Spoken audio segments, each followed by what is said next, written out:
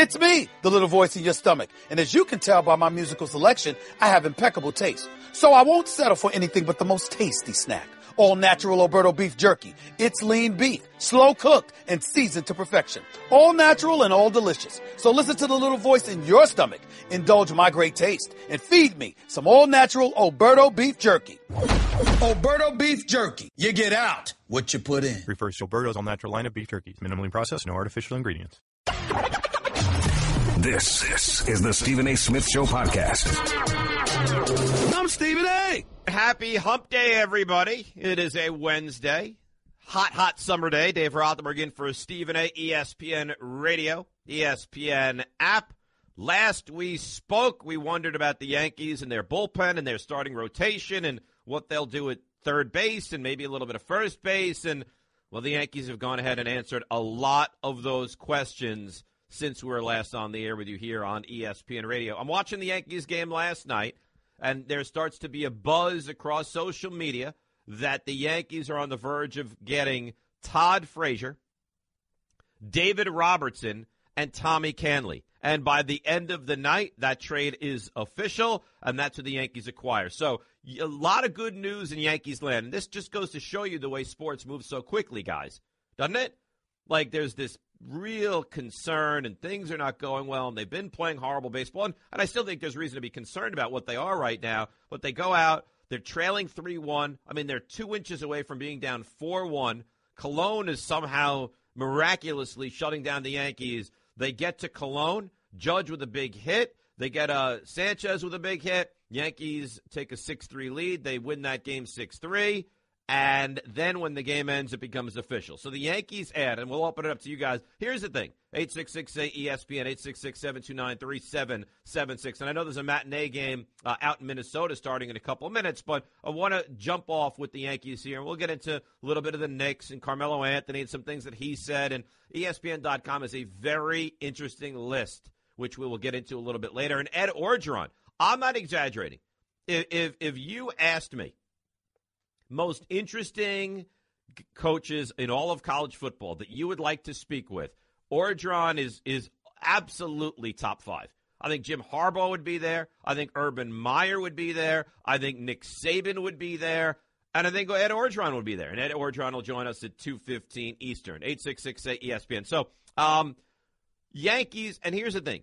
I can't imagine that there's a Yankees fan right now that would look at this trade and have one iota of negativity, because you gained important pieces and what you traded is not going to be relevant probably for, 2-3 years. So you add Frazier, and granted he's not having a very good year right now. He's hitting, I think, a little over 200, but he does have power, and he is a good defensive third baseman. And if you need to play him at first, you can. If you need to even play him in the outfield, he's capable of that. He can DH, so it adds depth, and he's a power guy. Instead of Headley, who, let's be honest, struggles mightily, Frazier's an upgrade over that. So you get Frazier. I think you're happy there. Robertson. So now when you start to think, now we thought this prior to the trade for Robertson and Kahnle as well. When you look at the Yankees bullpen, on paper, it's a top 3 bullpen in baseball. And I guess what Cashman and Girardi and the Steinbrenners and the brass with the Yankees decided is, what we saw 2 years ago in Kansas City was they had good starting pitching and they had a lethal bullpen. And that's now what the Yankees have gone out and done. Because now it's Chapman and Betances and Warren and Robertson and Kahnle. And it's not a rent-a-player with Robertson because he's locked in for next year as well. To be honest with you, I don't know how, unless you're like in the Blake Rutherford fan club, who obviously has potential, and so does Ian Clark. And I think you got to be honest that the Yankees are clearly a better team today than they were yesterday. And I don't know that it unequivocally puts them into, they're going to absolutely be a playoff caliber club, but they're better. And their bullpen is now built to, how many today? Chapman can't pitch today. Chapman's unavailable today. So then you look and you say, well, Betances moves into the closer's role and my bullpen shrinks. Well, now with Robertson, you've got 3 guys. I mean, in a perfect world, what you have now, if you're the Yankees, is 7 8, and 9. And Canley, who you don't know much about, is having a terrific season on top of a terrific season last year. Last year, he had an ERA of 2.63. This year, his ERA is 2.5. His 15 Ks to 9 innings pitched, right? And his K to walk ratio is almost 9. So the guy is tremendous. So when you look at what the Yankees are, if they're capable of getting, pedestrian starting pitching, pedestrian. Now, they may not be. I still think there have to be more moves. Like, you can't convince me that the Yankees starting pitching is good enough. Is it serviceable? Yeah. Severino, has he been great? He's been sensational. Really, he has been. But now you lose Pineda. So now I have to deal with Sessa, and now I have to deal with Mitchell, and those guys worry me. So I still think the Yankees are in the market for at least one, if not more, starting pitchers. But what they have now said is, if we can get 5 or 6 innings of 3-run ball, what the Yankees should be is that if they go into the 7th inning in a tie game, I don't know that there's a club right now. And look, Chapman and Betances have not been this year what we thought they would be. But you can't argue the fact that they should have the advantage over every single team going into the 7th inning in a tie game. And, there are bullpens that are good. The Red Sox bullpen is good, and I still think the Red Sox will do something. The Indians bullpen with Allen and Miller is good. But I think you can argue that the Yankees bullpen I think it's better than the Dodgers pen. I think it's better than the Astros pen. And granted, those are better teams than the Yankees are overall. But I think what they've done now is they have started to shore up some of the avenues that they needed to shore up.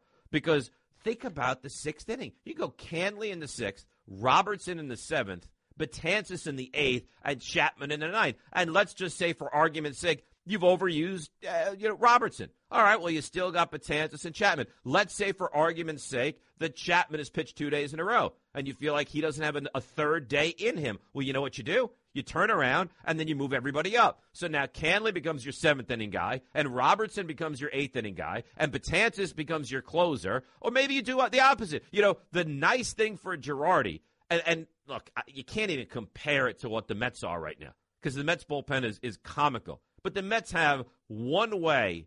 They have to get 7 innings from a starter. Maybe you can get an inning from Blevins or Robles at this point, and then you hand it to Reed. Now, Familia might come back, and then you'd go Reed to Familia. But the Mets don't have different avenues. They go from A to B. The Yankees can go from A to A1 to A2 to A3 to get to B. They can. I mean, you can close with Robertson. Robertson's had a really good year. He's, 13 of 14 and say, he's a closer. New York's not going to be too big for him. You know exactly what he is. So do I love it? Yeah. In 2017, I love it. Do I think there's a chance that in 2020 or 2021 that we look at this and we say, ugh, they traded these guys. They traded Rutherford. They traded Clarkin, right? They traded Polo, right? I mean, they traded 3 legitimate pieces to get better now. You may not love it. They did not trade a gem in their minor league system. They did not. They traded a nice piece who may turn into something, who may not. But you cannot argue. I mean, there's no one on this earth that can argue the Yankees are not a better club built for the rest of this season and even next season than they were yesterday. And for that, I like it. They didn't trade a piece that you look at and you said, oh, God. I looked at Rutherford as a star of the future. The Yankees are littered, guys, with stars of the future. Between Bird and Judge and Sanchez, right? I mean, they have all they have is stars of the future. And Torres, that's what they have. They have 100 of these guys. So there's a chance that even if Rutherford did turn out to be a legitimate piece, that he'd never turn out to be able to start on this club because they are so talent-laden. So I get a lot of tweets. How are you going to spin this negatively on the Yankees because you can't stand them? Yeah, I will root against them right now. I hope Jose Berrios takes the mound and gives you 7 shutout innings and they hand it to Kinsler and he comes in and finishes this game with no trouble. I don't like the Yankees, but I'm not an idiot, and I can look at things fairly and rationally and say the Yankees absolutely, unequivocally improved themselves from yesterday to today. So if I was a Yankees fan and I'm waking up today, I get a win last night, my bullpen is now better, I've got a better third baseman, and I may not be done. The Yankees have done a really, really nice job. Now what they have to do today is find a way to win this game. Because, you could put a collection of the greatest players in the history of the game together. If you're not winning games and it's now time to step up and get that done, you have a major, major problem. Because you go from Minnesota, who, let's be honest, I don't even know how they're above 500. They are the definition of a mediocre team that has somehow really outkicked their coverage for the first half plus of the season. Then you go to Seattle, who's fighting with you. So the Yankees need to get going, but are the Yankees heading in the right direction? Yeah. I can't imagine. You could tell me, 866-ESPN, 866-729-3776, that you realistically look at this deal and you say, I just don't like it. I don't think this was a trade the Yankees should have made. This was a trade the Yankees should have made, and they did, and they really didn't mortgage a whole bunch of the future. So we'll get into the Yankees, 866-SAY-ESPN. I know they're starting now, so we'll move on quickly, but I want to give everybody the opportunity to comment on what the Yankees have done. And Carmelo Anthony, I guess, has some things to say about the Knicks, and we'll get into that moving forward. Ed Orgeron joins us at 2:15 Eastern, so that'll be a fun conversation. And there's a great list on ESPN.com, which we've got to get into as well. So a lot to do. Just kick it off. Rothenberg in for Stephen A. right here on ESPN Radio and the ESPN app.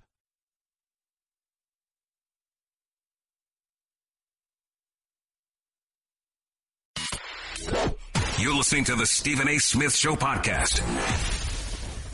Dave Rothenberg in for Stephen A. ESPN Radio, ESPN app. So no Aaron Judge in the Yankees lineup today. He needs a day off, and they're finally giving him a day. He had a couple of hits last night. He actually had the hit that put the Yankees up for good. I know it's underway, but I just want to let you know. So it's no Judge. It's Gardner, Ellsbury, Sanchez, who just struck out looking, Castro, Gregorius, Frazier, Cooper, Romine, and Torres. So no Todd Frazier yet in the Yankees lineup. 866-ESPN, 866-729-3776. All you Eli Manning haters, or he's overrated, or he's not what you think he is, you're going to be very disappointed because there's a new ranking that comes out which really gives credit to Eli for all he's accomplished, which to me is always comical that we even have to have a conversation of a guy that's never missed a game, has been a really, really good quarterback for his entire career, and has been a great quarterback in the biggest moments, yet there are those of us that have to defend him, but we'll get into that in a little bit, just because there's this great new ranking system from Mike Sando on ESPN.com, which I certainly want to get into. 866-ESPN, 866-729-3776. Vinny, Staten Island. Vinny, you're on ESPN Radio. Hey, what's going on, man? Thanks for taking the call. You got it, Vin. All right, so I like the trades, right? But you mentioned about the bullpen, man. I think the problem is the starting pitching. If we can't get our starting pitching to get us to put us in position for our relief pitchers to be able to take the 6th, the 7th, 8th, and the 9th. I agree. But Vinny, when I started discussing this, what did I say? I said the Yankees still need at least one, if not two starters, didn't I? Right. Because honestly, we put up runs. We that's not our issue. Isn't hitting the ball or scoring. I think it's more of our relief pitching coming through, which we should, but the starting pitching is which is I think it's instrumental in success, man. Well, of course, and a lot of people say, then thanks for the call, Vinny, a lot of people have said, well, your starting pitching is overrated, give me this dynamic bullpen, but you can't have bad starting pitching. If you could get 6 innings and 3 runs, you take it. Right? You get 6 in the third, 3 runs, guy on first, you got to go to the pen. I think you'd take that. But you can't have guys that get smacked around. You can't have subpar starters. And granted, Mitchell was okay the other night, but I don't think you can go in every 5th day with Brian Mitchell or Luis Sessa. You can't. Montgomery, fine. Severino, more than fine. Sabathia, fine. I mean, I'm surprised, and I'm not sure that Sabathia will continue to be good for that extended period of time. But for now, he's been more than fine. You look at what he's done lately since coming off the DL. He's been very good. Tanaka, he has to be fine. Like that, there's nothing you can do about Tanaka. He has to be okay. If you don't get a successful Masahiro Tanaka, then there's nothing you could do. You know, sometimes you bring a horse to water, a camel to water, whatever the phrase is. They don't drink. I mean, you have who should be an upper echelon starting pitcher. If he's not, there's no, you can't not use him. You can't move him to the pen. There's nothing that can be done about Tanaka. So 4 of your 5 spots should be okay. And you have that one that you need to fill. You know, look, I'm just throwing out a name. And I know he's been here in the vet, like a Brandon McCarthy. You know, you don't need to go out and grab Jose Quintana. You don't have to go out and grab a terrific player or a big, you know, would I like Sonny Gray? Yeah, it depends on what I'd have to give up for Sonny Gray. Am I willing to mortgage the future for Sonny Gray? It depends. Do I think he's a nice starting pitcher? Absolutely. I don't even think I need that, though. I don't. I think give me a average to a little bit of an above average starting pitcher. I'd still give Chance Adams an opportunity to come up and take a start or two. Joe, Long Island. Joe, you're on ESPN Radio. What's up? Hey, Dave, what's up, man? I love your work. I hope you got a steady seat. I have a steady seat at night, Joe. I take exception to that. Hey, listen, you know what? Real quick about the trade, how can you not like the trade? I agree with what you're saying. You know, you hear the Yankee fans. You know, this year, I know what you said yesterday about now where we're at, we have a chance to get the wild card. This year, I'm talking from a Cashman's perspective, is a bonus year for the Yankees. What they're trying to do is find out who their players are and who aren't. I think, and you would agree, Sanchez, Judge, I like what I see from Frazier. I like, hopefully Bird comes back. He can get healthy. But Joe, you say who you have and who you can move forward with. I think those questions have been answered. You know Sanchez is going to be your catcher for a long time. You know Judge is going to be your right fielder for a long time. And you know that that Torres is going to be your third baseman probably for a long time, right? And you know that Frazier is going to be an outfielder for a long time, and they love Bird. So I think you know what the pieces are going to be. I got to tell you, you look at this, and you give me your take on this, Joe. You look at the American League, okay? That second wild card doesn't even have to be a good team. If you're the Yankees, I'm not saying you have to go on a run into the postseason. I'm not saying you got to get to the ALCS or the World Series. I think you have to get at least that second wild card if you're the Yankees this year. I agree. Here's what where I don't agree with some of the fans is this. I agree that they should get the second wild card. What Cashman just made this trade is what he's probably saying is, what's the best way for me to improve my chances to get the wild card without mortgage in the future? If this year, see, the Yankees are about 2 years down the road. And let me just give me 1 second, I'll explain. Go ahead. Is that they want to win now, and they've always been that way for the last 3 years. They didn't pull a Houston and bottom out. They want to win now, but the big prize down the road is we have a lot of money coming off the books. A-Rod, Sabathia, you don't have to worry about paying Pineda anymore and making a tough call on that. Truthfully, I would never pay him. Now what's happening is they're off the books. A year after next year or into next year, Gardner, Headley, certain of those guys are off the books. So what happens is the Yankees reload. They find out they get their position players set. Then they go big game hunting for starting pitching when after the 2018 season. I think you're right. I think you're 100% right. I think that the future that this club, you know, a lot of people discuss, and thanks for the call, Joe, Bryce Harper's got to come here, or Manny Machado's got to come here. I think that what this team is going to need moving forward, and they really are doing a nice job keeping this in place and moving forward, starting pitching. That's what they need now. That's what they'll need in the future. Because I don't know the future of Tanaka with this club. I don't know the future of Sabathia. You got to figure he's going to move on. Pineda's probably never going to pitch again for the Yankees. So what you have, which is to what you will have, is really Montgomery and Severino and maybe Tanaka. But I think there's a big question mark surrounding that. 866-ESPN, 866-729-3776. All right, Carmelo Anthony. We'll get into him. Adrian Wojnarowski was on SportsCenter, I guess, last night. And I want to read you what Adrian said about Melo and how I and I think a lot of other Knicks fans feel about the former Syracuse star and current Knicks player as well. We'll get into that next. Rothenberg in for Stephen A. right here on ESPN Radio and the ESPN app. Guess what? You're in the middle of the Stephen A. Smith Show podcast. Damn it, I mean it. Dave Rothenberg in for Stephen A. ESPN Radio, ESPN app, keeping you up to date on the Yankees in Minnesota. Rubber game of a 3-game set. Is there an hour time difference in Minnesota? There might be, right? Certain points of the year, maybe. So this is a noon start, but they're underway in their bottom one scoreless run in scoring position for the Twins right now. All right, 866-ESPN. Touched on the Yankees a little bit. You're welcome to call about the trade. I like the trade, and for me, this is the kind of deal that we're not going to know for a little while. You know? I mean, Frazier, Robertson, Canley, they make the Yankees, I think, considerably better. Their bullpen, talent-wise, has to be considered top 2 or 3 in all of baseball. How they produce is a different story, but I like the trade from the Yankees standpoint. Speaking of trades, and we are waiting and wait. You know, this trade with Carmelo Anthony, which I still expect to happen and probably not so far in the distant future, has been just, I mean, at what point does this get done? But I do like what the Knicks have done.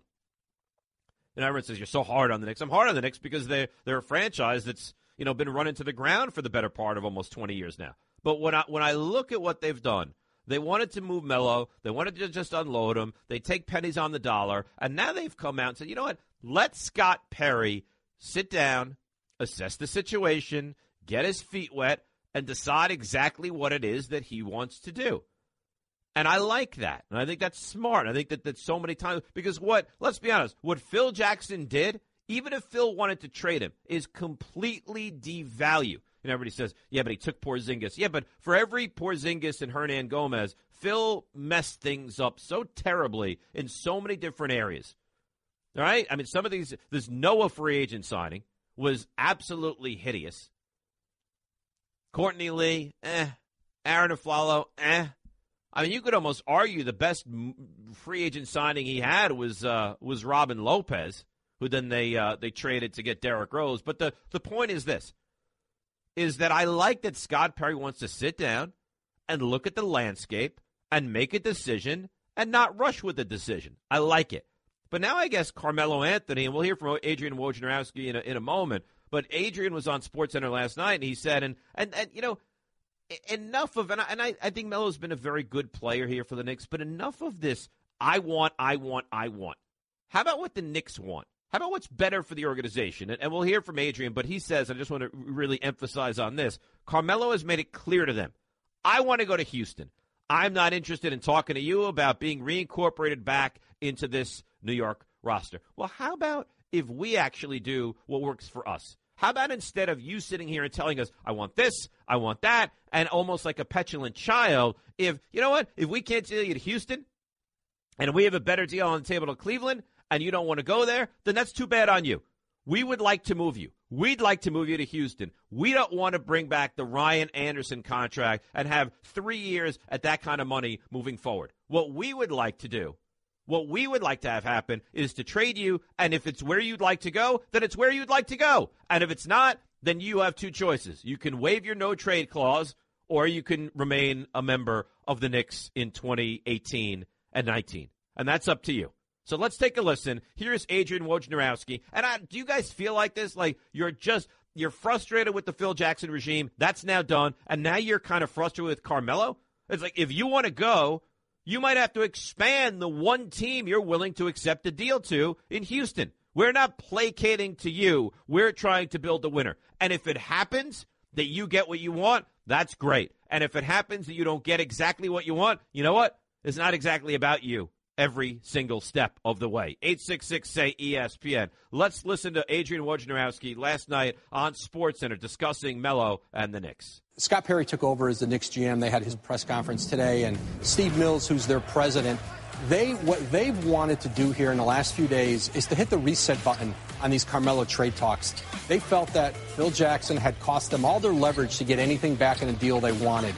Carmelo Anthony has made it clear to them, I want to go to Houston. I am not interested in talking to you about being reincorporated back into this New York roster. And so what they're trying to do, Steve Mills would not have ascended to this job in New York if he wasn't pretty politically savvy. He doesn't want to get into a public war here with Carmelo Anthony, who they spent over a year trying to run out of town. Right. Houston now is prepared for the fact that these talks, these negotiations with the Knicks could run through August, September, into possibly the start of training camp as New York tries to rebuild Melo's value and threaten people with the idea that they'll bring him back to start the season. So there you have it. And I think that's the right move. And, you've heard me talk about the Knicks, and I get all the time, why you're so hard on the Knicks. And I am hard on the Knicks. And I think rightfully so. But I think this is the time that they're actually making the proper decision. We don't have to be in a rush. We're going to be bad with him. We're going to be worse without him. But we don't have to do anything. Now, for me, do I think it's necessary to move on from Carmelo Anthony? 100%. But I'll do it at my pace. If I'm the Knicks brass, if I'm Scott Perry, if I'm Steve Mills, if I'm Jeff Hornacek, if I'm James Dolan, this will happen. And Allen Houston, this will happen when we want it to happen. I'm not Phil Jackson where I got to move him and wash my hands of him, and that's what has to be done, and that's the direction we have to go in, and we're going to, come hell or high water, this is going to happen. No, I'm in control. And if we can work out a deal for you, Carmelo, to go to Houston, and that's where you want to go, then you know what? That's phenomenal. And we would love for you to be happy. But if we get a better offer from, Portland or Cleveland or wherever it happens to be, we will present that to you. And if you aren't willing to go there, then you know what? Maybe you have to be unhappy here. Maybe it's time for us to be in control more than you to be in control. 866-SAY-ESPN, 866-729-3776.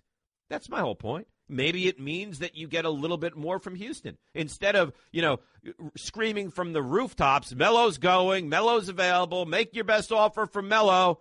You know what? We're going to step back, we're going to see the landscape, and we're going to make you make a good offer for Carmelo Anthony. I like it. I like it a lot. Tony in Jersey. Tony, you're on ESPN Radio. Tony, go ahead. Hey, what's going on, man? God, what's on your mind today, Tony? Nothing much. So, real quick about the Knicks.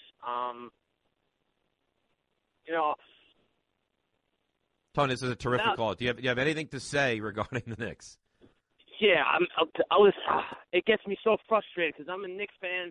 I've been growing. I love the Knicks, and honestly, first off, Melo going to the Rockets makes absolutely no sense because you can have three dominant ball handlers on the Rockets. Yeah, but Melo's not a ball handler. Melo in the right system, I think Carmelo Anthony can be very productive. Not so much as ball handlers. That's my mistake. People that need the ball in their hand. Melo is like when he gets the ball, it's like everything just like stops. The game slows down, especially on the Rockets. They're a fast team. I don't really see how they're going to work together, I think you know what they are, and I think it kind of plays into what he likes. And thanks for the call, Tony. You know what? It plays into the I don't have to really play defense. We can get a ton of shots up. I'm going to score 20. I mean, how can you not, if you're Melo, how can you not score 20-plus points a game on a team that's going to score 115 points a game? I think it's a great fit for him.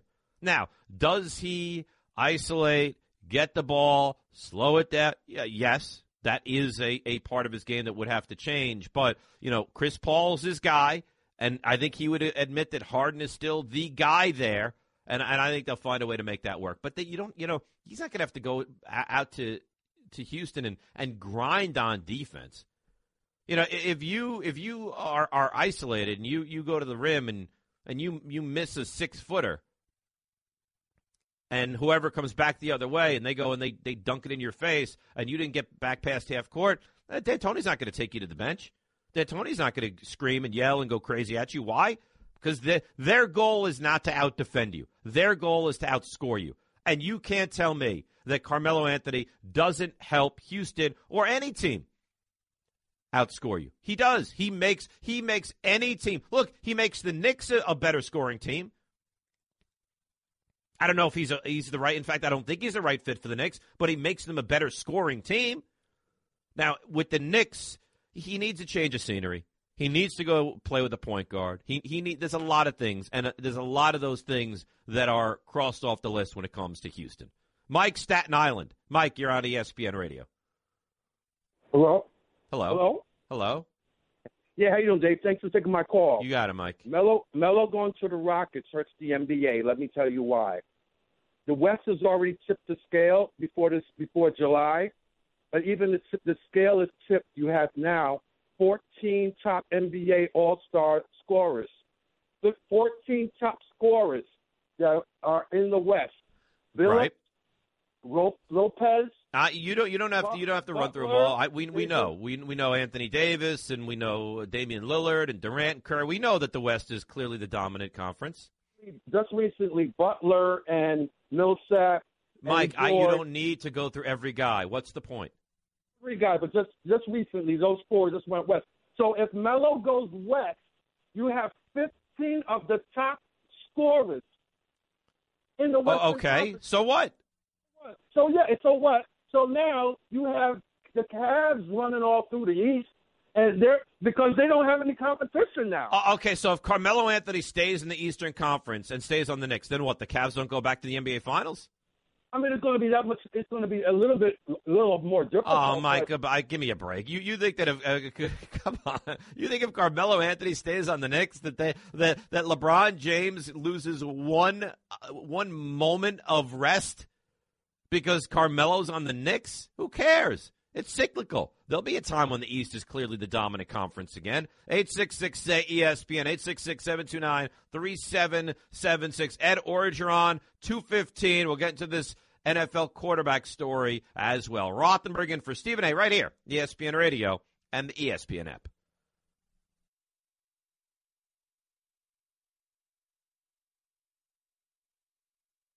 Okay, keep your eyes closed. Okay. I want to show you my first ever painting. All right. Okay. Open your eyes. Oh, that's a lot of colors and shapes. So be honest. What do you think? Well, I like how if you switch to Geico, you could save hundreds of dollars on car insurance. Oh, yeah, that's true. Yeah. Here, why don't I hold your paintbrush while you call them? Geico, because saving 15% or more on car insurance is always a great answer.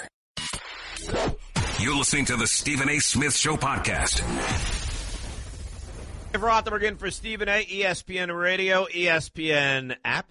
Talking Carmelo Anthony. He's a very polarizing guy. You get Knicks fans that just have this very negative view of him, and then you get like the Carmelo Anthony apologist who, oh my God, he can do no wrong. He's an all-time great player. Like this gentleman that called before, and it was difficult for him to get his point out. Once he got it out, he said, you look, Carmelo Anthony just changes the balance of power again. So, yeah, I think if you believe that, you're kind of missing the boat on Carmelo Anthony.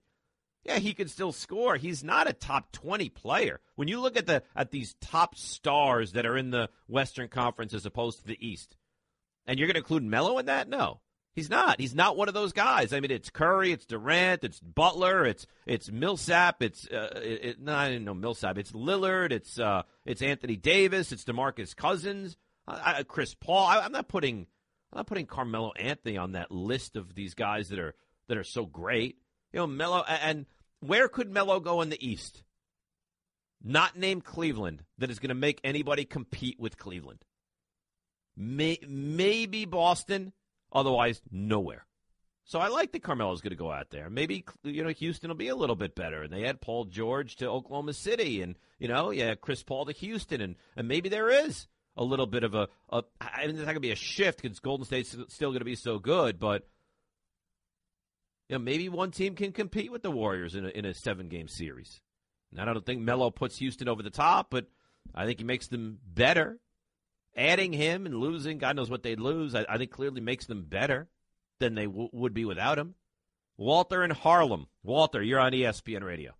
Yeah, hello. I think Melo hasn't done anything wrong. A couple of seasons ago, he led the team in scoring, assists, and rebounds. Right. Okay, all three. The guy's working hard. Phil Jackson was dismantling the team in the years that he was here. Melo said, "I'm going to stay." And that's fine. But Walter, you don't think it's time to move in a different direction? I think that he did nothing wrong. The only problem was that Phil Jackson decided, like an idiot, to try to get rid of him and belittle him every quarter. Well, you know what? It's not Phil Jackson's regime anymore. That ship has sailed. We're not talking about Phil Jackson. This is now Scott Perry, and Scott Perry and Steve Mills are making the decision. So I'll ask you again. Do you not think that it's time to move on from Carmelo Anthony? Not.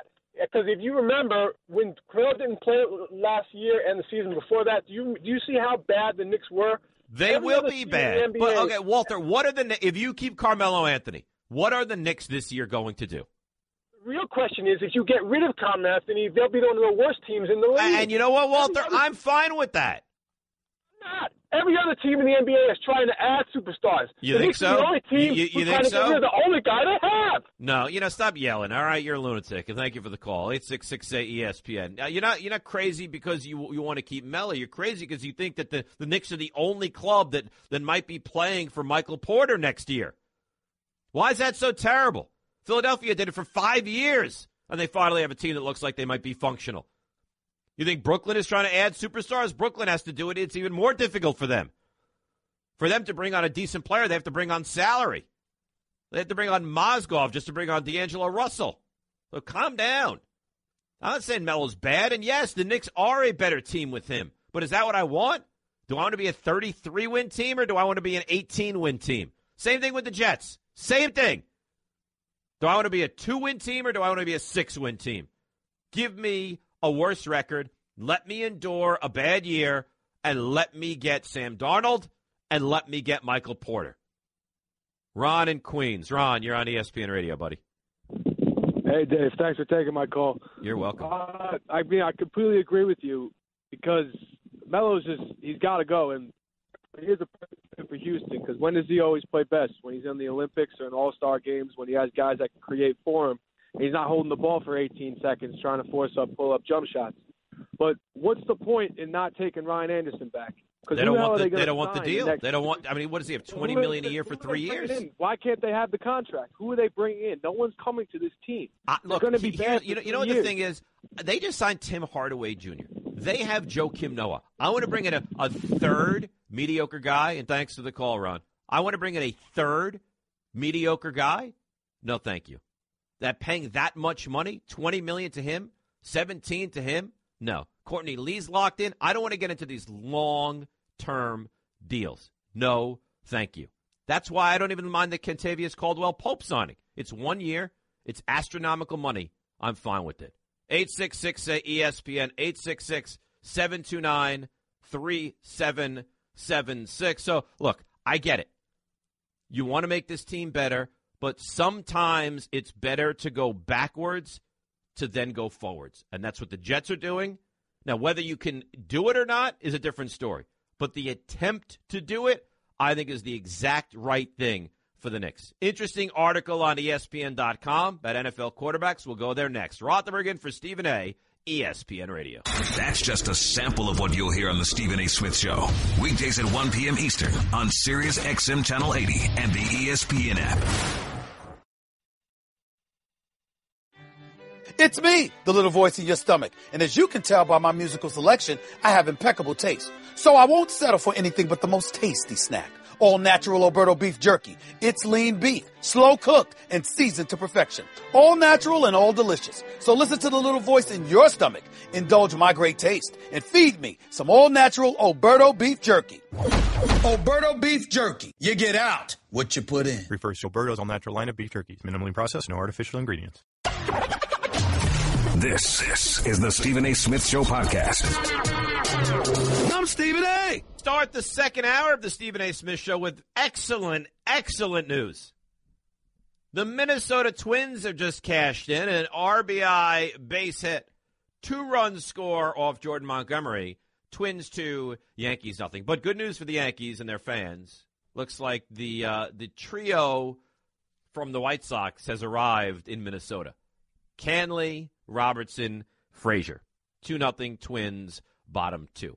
Montgomery and Berrios. 866-ESPN, 866-729-3776. So here there's a really interesting article that I want to get into with you guys. It's on ESPN.com, and Mike Sanda, who always does these really, really well-done ranking systems. And he asked, I want to try to find the panel that he asked all these guys, to let him know from 1978 the best quarterbacks in the NFL. So let's think about this for a second now. From 1978, so that's roughly, 40 years. The best quarterbacks in the NFL over the last 40 years. And here's some of the guys that were involved in these decisions. Wade Phillips. These are not, assistant scout water boy guys. These are really big-time names. Wade Phillips, Tony Dungy, Al Saunders, Mike Holmgren, Howard Mudd, Norv Turner, Ray Rhodes, Mike Shanahan. Okay? So those are some of the guys that he spoke to for this survey. And here is the top 10. We'll go from 1 down, and you can certainly get involved with the conversation. 866-SAY-ESPN. The best quarterback, according to that panel, since 1978 is Tom Brady. He is ranked number 1. Number 2, Peyton Manning. Number 3, Joe Montana. Number 4, John Elway. Number 5, Aaron Rodgers. So now Brady can't move up, obviously. He's 1.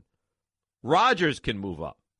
Like, Rodgers has time that he can have a lot more success. And, I mean, I think you could argue, I've said this a million times, that to me, Rodgers is a better quarterback right now than Tom Brady. But I think if Rodgers were to win another Super Bowl or go on another magical run, and he can move up to 2, maybe 3. Right? Certainly ahead of Elway and possibly Montana. But then you think about Montana. Montana's got 4. I think about Montana is he never lost. He never, ever lost in the Super Bowl. All right. So Rodgers is 5. Marino is 6, tied with Favre. Steve Young is 8. Drew Brees is 9.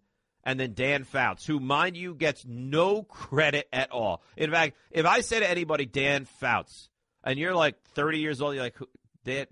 Who is this Dan Fouts? Dan Fouts was like the original gunslinger under Don Coryell back in the late 70s, early 80s with the Chargers. And they had, John Jefferson and Wes Chandler and Charlie Joyner. They had a sensational offensive team. So the best of the rest, Roethlisberger and Kurt Warner are tied for 11th. All right, so that's 11 and 12 combined for 11. Troy Aikman is 13. Warren Moon is 14. Jim Kelly is 15. And the 16th best quarterback in the NFL since 1978 in 40 years on this list is Eli Manning. So for everyone that sits here and says, Eli can't do this, and Eli has the droopy face, and Eli looks like he doesn't care, and Eli this, and Eli that, and Eli the other, you know what? In the last 40 years, he's ranked as the 16th best quarterback by a lot of very influential guys. And look, I love Warren Moon. I think he's a great all-time quarterback.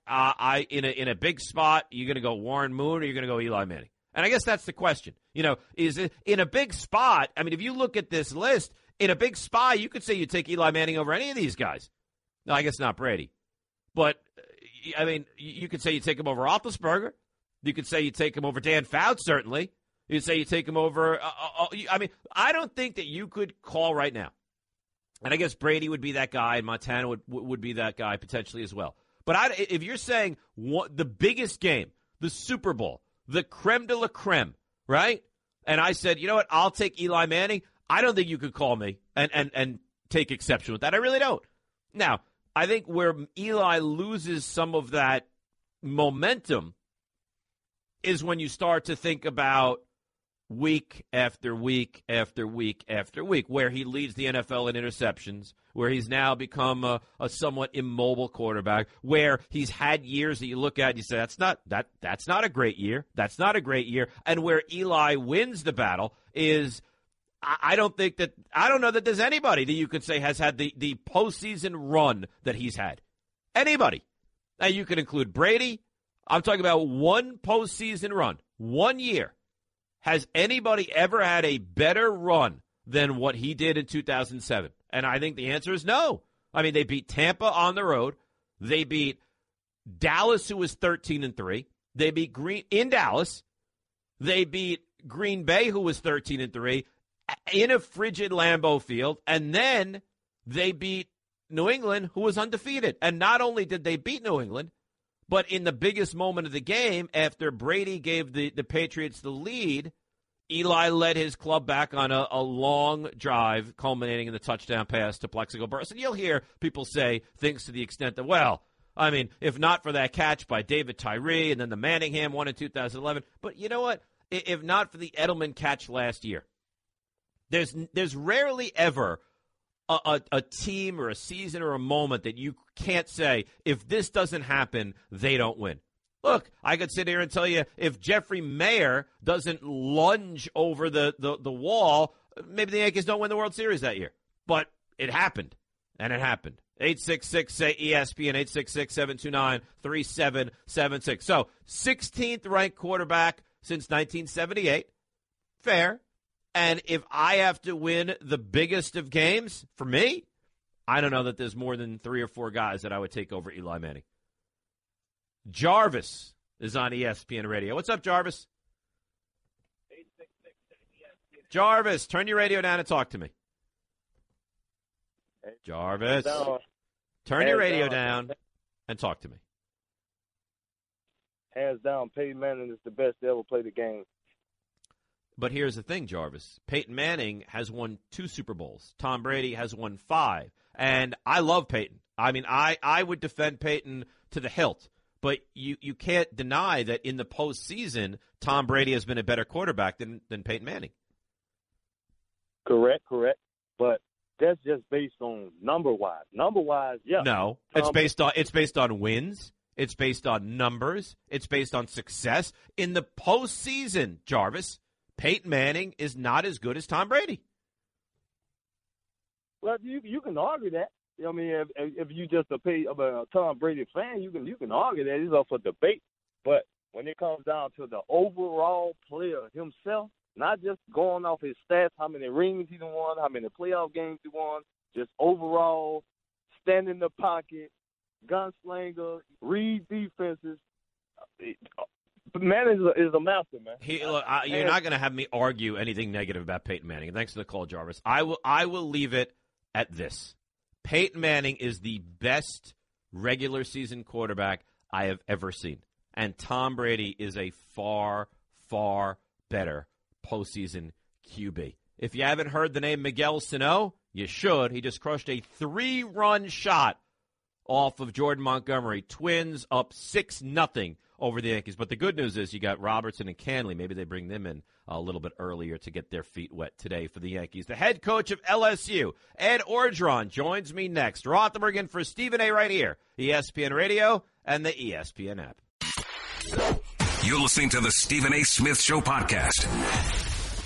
Stephen A. Smith Show. Dave Rothenberg sitting in. Stephen A. will be back with you next Monday. We're here on ESPN Radio and the ESPN app. We'll get back to the quarterbacks and the Mello, and the Yankees are getting pummeled, by the way, in Minnesota. 6-0, top 3. Montgomery has just gotten run out of the stadium there in Minnesota. But college football, and we're right here, right? We're a little more than a month away from the start of college football, and NFL training camps get rolling next week. And we bring in the new head coach of LSU, Ed Orgeron. Ed, we appreciate a couple minutes. Thanks so much for sitting with us. Hey, it's great to be on the show. You, by the way, are honestly, I was saying this earlier on, of any of the college coaches, you have so much energy and personality, and you're one of the guys that I think people are really drawn to.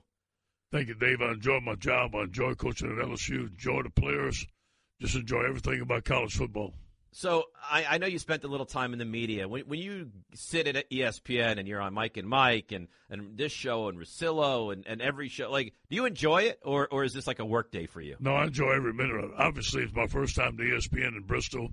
What a tremendous organization. It's a great opportunity to promote LSU football. My first year as the head football coach there, promote our team and promote our coaching staff, and it's excellent for recruiting.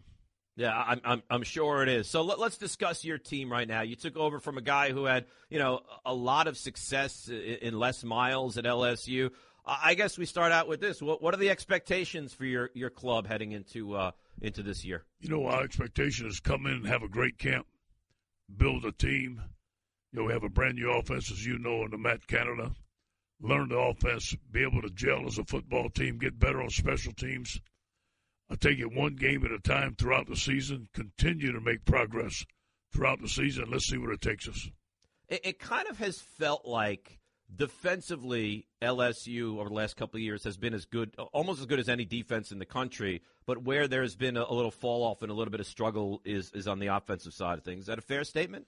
That is a fair statement. So how does that improve coming into this year? Well, the first game we took over, Steve Ensminger did a tremendous job as offensive coordinator, went to the spread offense, and we set a SEC record for LSU total offense. I think we went from 14 points, averaging 14 points to almost 31 points a game, more than double it. So we're on the right track. We know what we're doing, and I think with the addition of Matt Canada, our staff, we should be in great shape. You guys, there's so much NFL talent that goes through that program. And, just looking at the draft, Leonard Fournette and Jamal Adams, of course, any program's going to miss those guys. But do you feel like there'll be some semblance of a seamless transition heading into this year, your first year, full year there? Well, I will say this to you. There's been a lot of great talent that we lost, but we have some outstanding talent coming back, especially in Darius Geis and Arden Key. We have the fastest player in college football, Dante Jackson. I expect him to have a great year. We have a tremendous recruiting class. We're going to have some young guys. A lot of guys are going to have to step up and develop throughout the season. But, yes, we do have talent at LSU. A lot of New Yorkers listening to the show here. We're on in New York, of course, and ESPN app and, of course, Sirius XM Channel 80. But, what the Jets fans are sitting here glued to their radio and their phones right now, they want to hear your scouting report over their number one pick, Jamal Adams. What kind of player? Give us a little feedback, a little insight into what the Jets get in the star safety from LSU. He is a tremendous leader, tremendous communicator. He's going to be the quarterback of that defense. He's very smart. He's tough. He's physical. As you see, the game he had against Louisville, against Lamar Jackson, shut him down. He can run, make tackles in space, can cover man-to-man, can cover in zone, can play the post, can be the 8th guy in the box, does it all, and will be a great representation of the New York Jets. So Ed Orgeron joining us here, head coach at LSU. So he has everything is there. Is there one thing, Coach, that you look at and you say, that needs to get better for him to be a standout safety, or does he have it already? I think he has it. I think he has the maturity. I think he has the work ethic. I think the guy's going to be a dominant player. He's joined by one of my ex-players, and I know you guys are excited about Leonard Big Cat Williams. Oh, yeah. Williams is just you were with him at USC. Did you think he was going to be this good at the next level? Because there are times, Coach, where he is dominant at the NFL level. He's one of the top players I've ever coached, and we've coached some great defensive linemen. I think he's going to be a Hall of Fame, NFL All-Pro player, perhaps a Hall of Famer. Best player you've ever coached? One of the best. Who is? I'll put you on the spot here. Who is the best player you've ever coached? You got to look at Cortez Kennedy and Russell Maryland and Warren Sapp. Those three players were fantastic. They certainly were. You're talking about Hall of Fame caliber guys. All right, so Adams to the Jets. There's full reason to be excited about him for the Jets fans. A lot of Jets fans had wanted, if he would have dropped, would it be to grab Leonard Fournette. He goes a little higher than the Jets were able to grab him, but is he going to be an incredibly special back at this level? Yes, he is. I think he's really starting to come into his own. Didn't play his whole junior year, and didn't play every game that he wanted to. Had that ankle injury. Now he's 100% healthy. I think he's in a great program in Jacksonville with Doug Marrone and Tom Coughlin. I think the guy's actually going to flourish in the NFL. Is the easiest position offensively, or maybe all around, to go from college to the NFL? Is it at the running back spot? I think the transition is probably the simplest. But you have to be a tough back and every down back in the NFL because you're going to get hit. Obviously, you have to take the beating week in and week out, and you have to be a third down back. You have to understand protections. You have to be able to protect and catch the ball out the backfield. Leonard can do all three. So is there – I asked you about Jamal Adams. Do you think he's a complete back coming in right now, or do you think that Leonard has to work on a piece of his game? I think Leonard's a complete back. I think once he learns the system in Jacksonville, he will be an outstanding rookie. Ed Orgeron, head coach of LSU, joining us here on the Stephen A. Smith Show. Rothenberg filling in, ESPN Radio, ESPN app, Sirius XM Channel 80. Getting back to your team, it's your first year, but I guess out of the corner of your eye, for any team in college football, specifically a club like LSU, are you always watching Alabama? Are they always a club that you keep your eye on? Not really. We focus on LSU. We focus on our recruiting. We focus on our methods. Give Coach Saban credit. He's done a tremendous job at Alabama, but this is not chase Alabama every day. Now, Alabama's the benchmark. We know when we get there that week, we have to beat them. We haven't beat them in 6 years. In order for us to win the championship, we have to get through Alabama. We understand that. Is he the best coach in college football right now? He's proven to be the most successful coach for sure. Do you look at your club and think we're a playoff caliber team? I don't know that yet. I need to see our team in camp. We have some guys that we need to replace, especially on defense. We have 2 brand new linebackers, like you said, replaced Jamal, Tre'Davious White. A lot of great guys have left our team. We have some young guys that are capable of doing the job. We just have to see them mature throughout the season.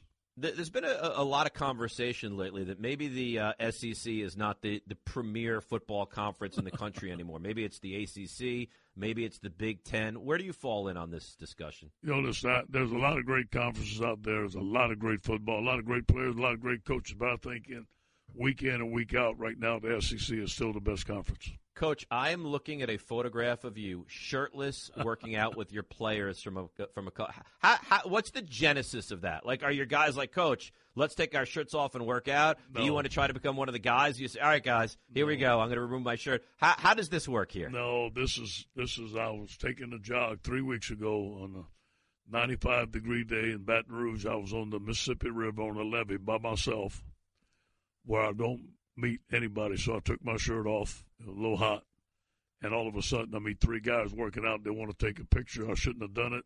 It's not something that I want to do. My bad. You're bad. You look terrific. So I'd be very proud if I were you. Thank you. I appreciate it. If that was me, I think the internet would shut down. But you look wonderful. How closely do you follow the NFL game? I love the NFL. I watch it as much as I can. I have a lot of great friends that coach in the NFL. Obviously, Sunday's a busy day, but I do follow it. What do you think about our local teams here? What's your take on the Giants and adding a Brandon Marshall and what they look like this year? Yeah, I think they're going to be fantastic. I've always loved the Giants. I've always loved the Jets. My 3 years I spent in Syracuse, I followed them. I think they got a great quarterback in Peyton Manning. And then in Manning, obviously, anytime you have a great quarterback like Eli is, you have a chance to win a championship. All right, and the Jets, do you honestly think this is going to be a rough season, kind of a building season for the future? I don't know. All I know is I'm a big fan of Leonard Big Cat Williams and Jamal Adams. I know I'm pulling for them. Well, you know what? That defense, offensively, they may be hamstrung, but defensively, the Jets have, with Wilkerson and Williams and Adams, and there really is some talent. Darren Lee they added last year. They do have some talent defensively. And that's the way to do it. You win championships with great defense. Yeah, you certainly do. Coach, listen, I know you're heading over to another show right now. Thanks for a couple of minutes. Best of luck, and hopefully we'll talk about you late in the season getting into that 14 playoff. I appreciate it. Thank you. Go Tigers. All right, good stuff. We appreciate it as well. That is the head coach of LSU football, Ed Orgeron, who you talk about some of the talent that man has been with, huh? Jamal Adams. And you just got your scouting report, Jets fans, on him. He says right now he doesn't even have a weakness in his game. And that's what we've heard. We've heard that this kid is as complete and ready and an NFL safety as there is out there coming out of college. 866-ESPN, 866-729-3776. Yankees down 6-0, end of 3. We get back into the quarterback story and Carmelo Anthony as well. Rothenberg with you in for Stephen A., ESPN Radio, and the ESPN app. Guess what? You're in the middle of the Stephen A. Smith Show podcast. Damn it, I mean it! Rothenberg in for Stephen A., ESPN Radio, ESPN app, Sirius XM Channel 80. Good to chat with the head coach of LSU football, Ed Orgeron, who is really a character. Spent time at USC, was with Ole Miss for a couple of years as well. Now he's running LSU, which really, when you think about it, is one of the premier programs in all of college football. And he is and this was always the thing about Orgeron, he is a brilliant, masterful recruiter. Just at that level of just, you can't even compare. And it's funny, when we were at break, we were just discussing it on the air here, and it was how good college football actually is. And guys, think about it for a second now. College football is so phenomenal right now because the regular season has tremendous meaning, and you don't get that in college basketball. You don't have the same thing in college basketball. College basketball there's nothing better than the tournament. There's nothing better than March Madness, which is a 3-week run of the best teams. The regular season of college basketball now is, if I root for North Carolina, which I don't, I despise them, but if I root for Duke or Carolina or Kentucky, what is my regular season? So if I have an unbelievable year, I'm going to get the 1 seed. If I have a decent year, I'll get the 2 seed. If I have an off year, I'll get the 3 seed.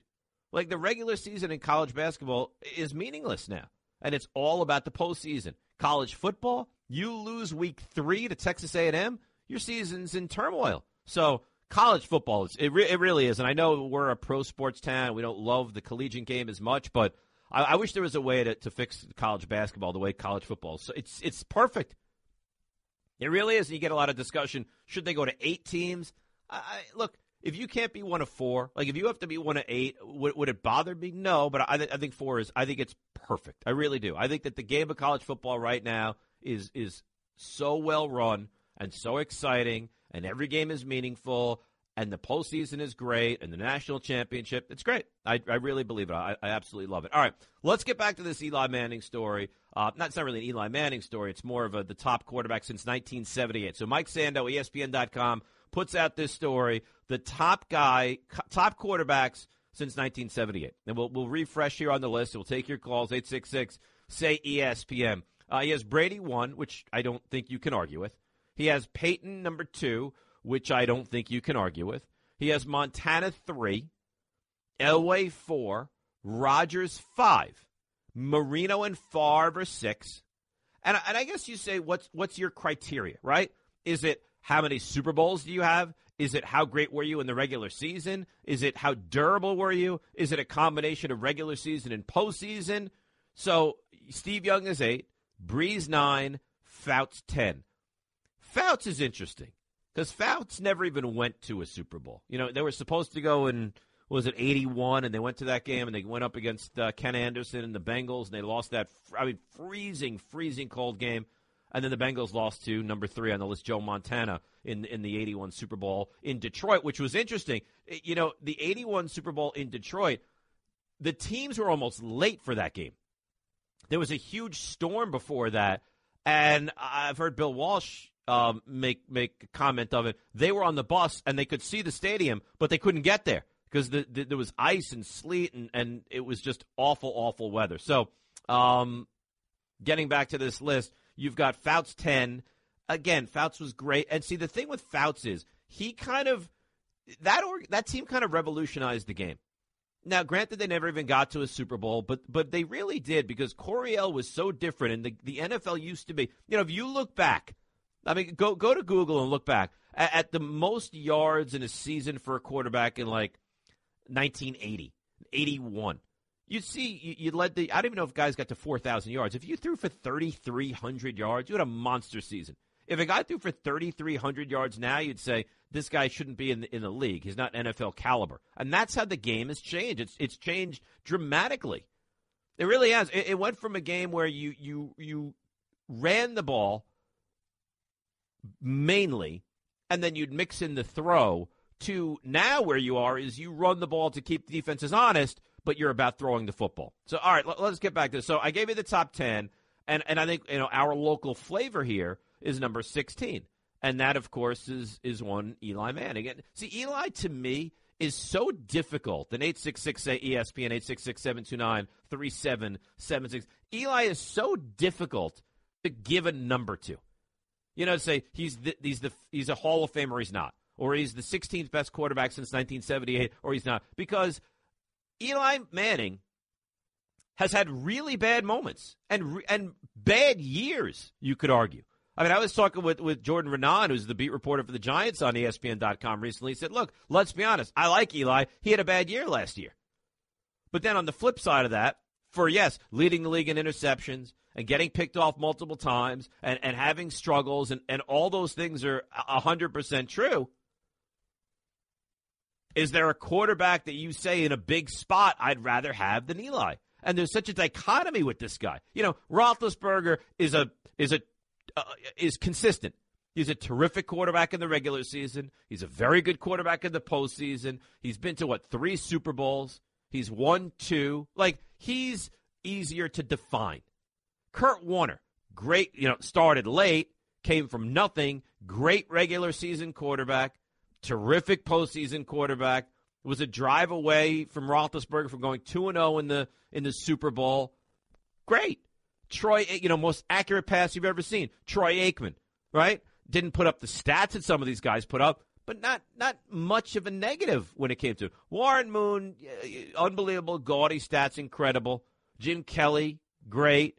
Didn't win the big game, but went there 4 times. And then you get to Eli. And this, to me, is why Eli's always so tough to analyze. Because he has gone on, and I think this is fair to say, he has gone on some of the most, and 2 of them he did it. He didn't do it once, he did it twice. This guy could retire tomorrow, and I still think you look at Eli Manning as a Hall of Fame quarterback. But he took 2 separate teams on runs that were epic. The first one, I don't know if it ever gets matched again, and the second one was sensational as well. Second one, they had a home game. They beat Atlanta, 24-2. Then they go on the road, and they beat Green Bay, 15-1 Green Bay. And then they go on the road and beat, 13-3 San Francisco. And then they go back to the Super Bowl and beat another very good team in New England. So are there a lot of negatives? There's probably more negatives. And this is the thing that's interesting about Eli. There's probably more negatives with Eli Manning than anybody on this list. Maybe not Fouts, because Fouts was great, but Fouts had flaws as well. But Brady and Manning and Montana and Elway and Rodgers and Marino and Favre and Young and Breeze, they don't have the floor that Eli Manning does. Eli Manning has had years where you look at it and say, boy, he just really wasn't great this year. But his ceiling, maybe the highest ceiling of anybody, you could almost argue, ever. Jeff in New York. You're on ESPN, Jeff. Hey, Dave, you are such a homer, and I love that. How am I a homer? Well, listen, the Giant fan, your story about hating Donovan McNabb just because he was an Eagle, it gives me goosebumps to even talk about it again. I really appreciate it. Here's my point on Eli. I think you hit the nail on the head. There was too much of regular season issues, but there's been nobody that's been more ice in his veins and better in the postseason than Eli has. And I think it's going to take, unfortunately for us in New York, for his actual retirement before those people who've been giving him that hard time really learn to appreciate him. And I can't wait for that day to come, or I don't want it to come, because I think that people don't appreciate him enough. They don't appreciate him. And it was the same thing, and thanks for the call, Jeff, it was the same thing with Phil Simms. Phil Simms was just a lunch pail, workmanlike guy, but he got injured a lot. And that's another thing with Eli. He's never, and knock on wood when you say it, he's never missed a game. In the NFL, to never miss a game since 2004 when he first got the nod, that's completely unprecedented. But maybe you think I am. I don't think I'm being a homer. I said I think that the floor on Eli is lower than anybody on this list. No one has had more struggles as a top-flight quarterback in their career than Eli Manning. So I don't know how that's being a homer, but on the flip side, can you argue? Is there anybody, when you look at the numbers and just the achievements, that has had more success in the biggest moments? And I think deservingly so. Joe Namath sat around a pool in Miami and told everyone, I guarantee we're going to win, and led a club 50 years ago on a Super Bowl charge, and they won the whole thing. And he did very little in that game, and they won it, and they're Super Bowl champions. Eli Manning in his postseason run has done far superior to what Namath did, but we look at Namath as this heroic, brilliant figure, and for some reason, and I don't know why, we look at Eli as a guy that's, aw shucks, sometimes he's great, and sometimes he's not. You know what? When he's been great, there's not a lot that have been better than he has in his career. 866-SAY-ESPN, 866-729-3776. Rothenberg with you, right here, ESPN Radio and the ESPN app.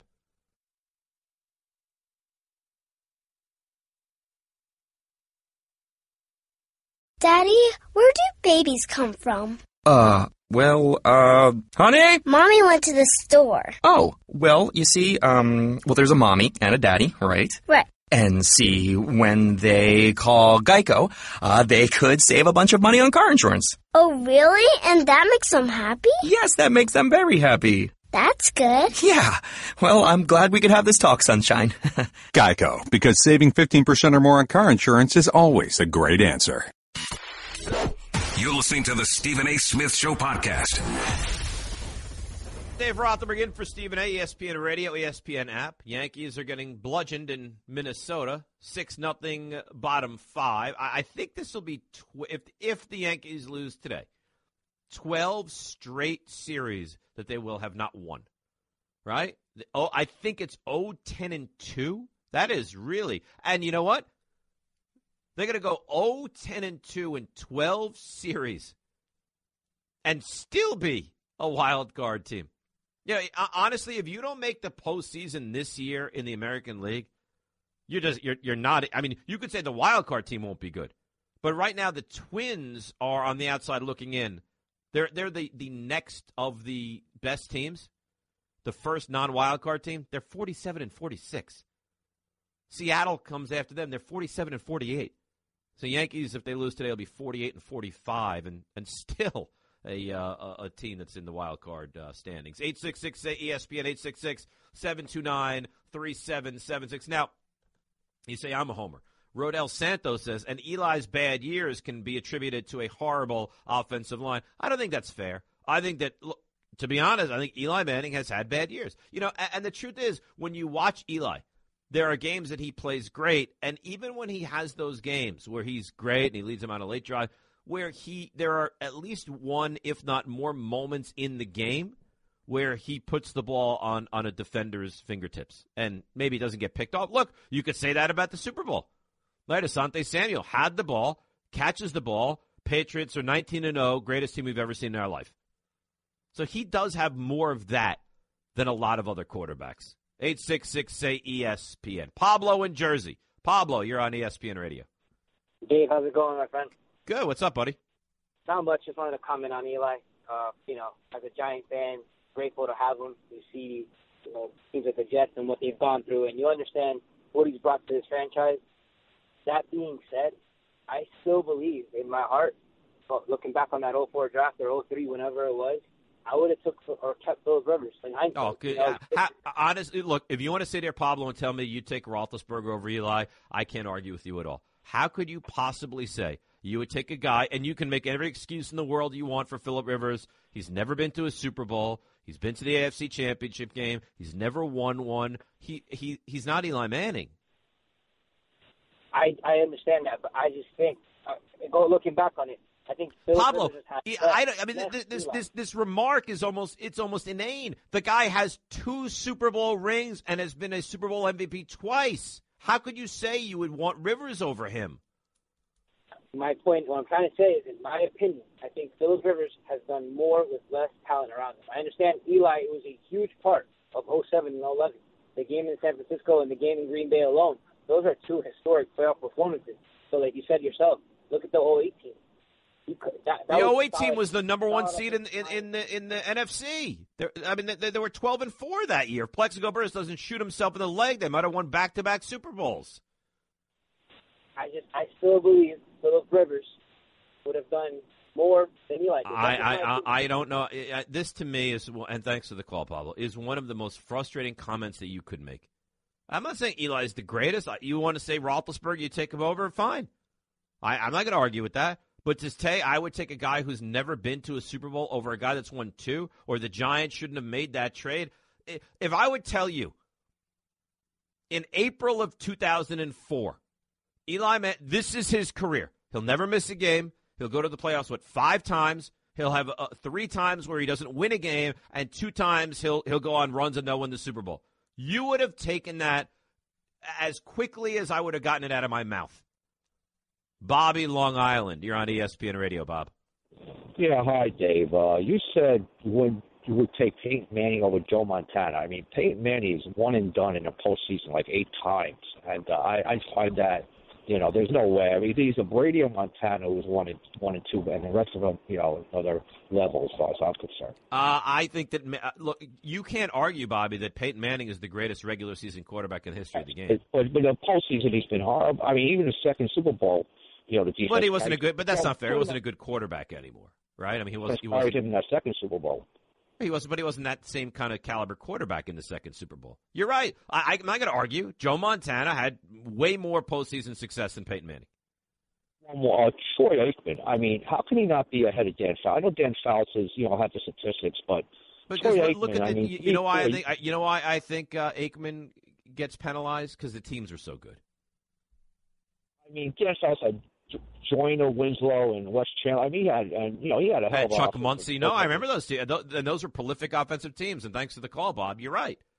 But I think that Troy Aikman gets penalized because he had an elite offensive line. I mean, those Cowboys teams, and trust me, it pains me to say it, if free agency didn't start towards the end of that Cowboys run, they wouldn't have won 3. They would have won more. And Jimmy Johnson was as good a talent evaluator. I remember it all started with that Herschel Walker trade. Was as good a talent evaluator as there is in you could argue almost the history of the NFL.